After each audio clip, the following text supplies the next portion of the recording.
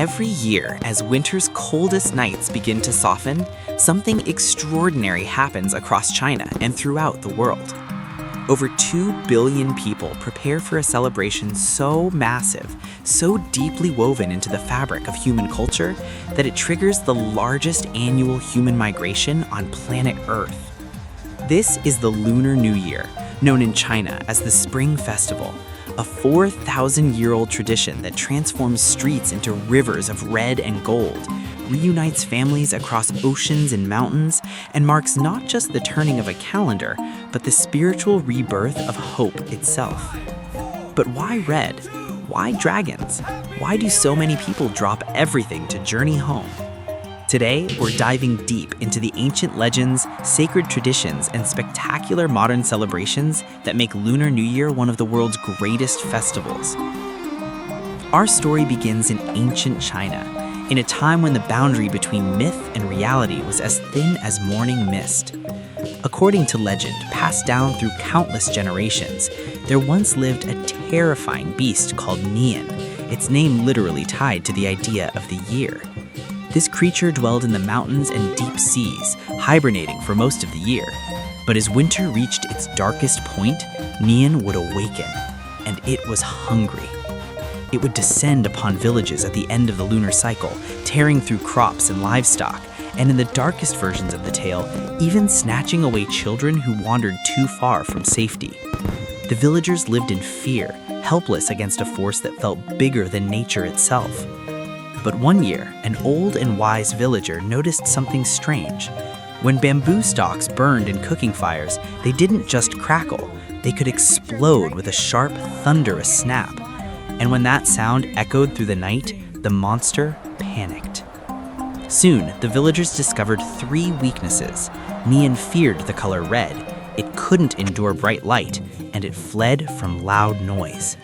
So, when the creature returned, the village was ready. They covered their doors in red paper, they lit lanterns, torches, anything that could turn night into day. And they burned bamboo through the darkness, letting the air fill with explosive cracks that sounded like the sky itself breaking open. The noise, the light, the fierce red, it was too much. Nian fled, never to return.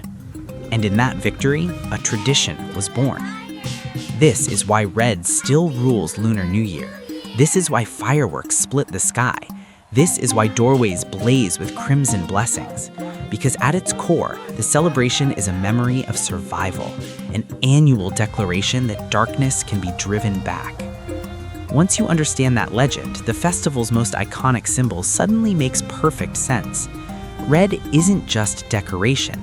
Red is a statement, protection, power. Red envelopes, hongbao, aren't merely gifts of money. They're symbols of luck, with the red paper itself acting like a shield, a blessing you can hold in your hands. The red couplets on doorframes, chunlian, are more than poetry. They're modern echoes of that first red paper defense. Words turned into barriers, blessings turned into protection. Even clothing becomes part of the ritual. Wearing red isn't just tradition, it's armor. It's stepping into the new year wrapped in the color that conquered fear. Red is hope. Red is courage. Red is the promise that no matter how long the winter lasts, spring will still arrive. Now, understanding why red matters is one thing, but to truly grasp the soul of Lunar New Year, you have to understand what happens before the celebration even begins. In the weeks leading up to the new year, the entire country and the global Chinese diaspora begins to move. This is Chunyun, the spring migration, the greatest annual movement of human beings on Earth. Train stations flood with people, highways stretch into rivers of headlights, airports become cities of their own, packed with travelers carrying gifts, luggage, and the weight of longing. And these aren't tourists chasing a holiday. They're migrant workers who've spent months or a full year laboring far from home. Students who haven't seen their parents since the last semester. Young professionals building lives in massive cities while their families remain in distant towns. Grandparents traveling to finally meet grandchildren they've only seen through a phone screen. They endure overnight rides pressed shoulder to shoulder, They pay higher fares, take longer routes, sacrifice comfort and sleep, because the destination isn't a place, it's a table. It's one meal, it's one night, it's one reunion. Because at the heart of Lunar New Year is a truth deeper than any myth. Family is everything, and the reunion dinner on New Year's Eve is sacred. Missing it feels unthinkable. When the journey ends, when doors open and arms wrap tight around shoulders, everything leads to that moment, the reunion dinner. This isn't just a meal, it's a ritual where food becomes language and every dish speaks in symbols. Long noodles represent longevity. They're served uncut because to cut them is to symbolically cut life short. Dumplings, shaped like ancient gold ingots, represent prosperity, each one a small, edible wish for wealth and abundance. And the fish must be served whole, head and tail intact, because the word for fish, yu, sounds like the word for surplus. The blessing is simple. May you have more than you need, year after year. And in many families, you don't finish the fish, because leaving some behind makes that surplus real. Look at the shapes. Round fruits, round desserts, round plates on a round table. Circles that symbolize unity, wholeness, and the family bond unbroken. Around this table, elders pass down wisdom, jokes, and family history. Children listen, laugh, and receive red envelopes, blessings from the older generation to the younger, a ritual of love made tangible. And when glasses rise and someone says, Gong Shi Fa Chai, wishing wealth and prosperity, it isn't just a phrase, it's intention. It's the family speaking hope into the future. That table is where the past meets the next generation. It's where tradition stays alive, not in museums, but in living rooms, kitchens, and shared laughter. Then, when the meal ends and the night deepens, the streets awaken. And the symbols of the festival step forward like mythology made real. The dragon, China's most sacred creature, moves like a living river of color and light. It represents strength, power, and good fortune. But unlike the dragons of Western legend, this dragon is not a villain. It's a guardian, a bringer of rain, a symbol of blessing. The dragon dance isn't just performance, it's invocation. Each wave of its body is a call for prosperity to flow into the community, and it takes many people moving as one to bring it to life. Hands synchronized, steps aligned, community becoming a single creature. The lion dance serves another purpose, to drive away evil and invite luck. Watch as the lion leaps, blinks, and bows, then eats the greens and red envelope offered by shop owners. That ritual isn't random, it's a public exchange of blessings. The lion takes the offering and in return leaves fortune behind. And above it all, lanterns. Red lanterns don't just decorate the night, they transform darkness into warmth. They turn streets into constellations.